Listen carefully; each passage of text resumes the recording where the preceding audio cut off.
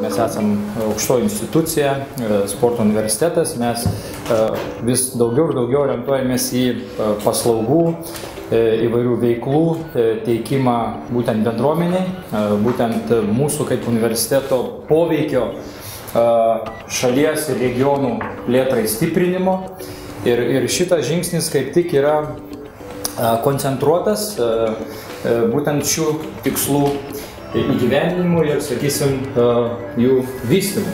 Aš kaip vadovas šios institucijos tai be abejo ypatingai džiaugiuosi, nes mūsų misija labai paprasta.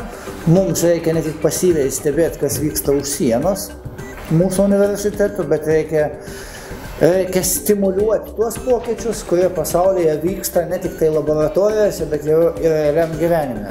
Kadangi turim savo specifinį veidą, tai yra specializuotas, universitetas, sporto universitetas, mums labai džiugu, kad visos šitos inovacijos, visos šitos iniciatyvos, kas liečia nuo didžiojo sporto iki sveikatinimo, visos tos technologijos, jos veiklios, jos patrauklios. Man labiausiai širdį paglosto, kad yra pratimų atlikimo įvairovė, bet yra čia tik pradžia. Ir laukia ąžuolynas galėtų būti 2-3 tūkstančiai kiekvieną vakarą žmonių. Reikia daugiau visokių žaisliukų, prietaisų, visokių erdvių, patrauklių, reikia daugiau.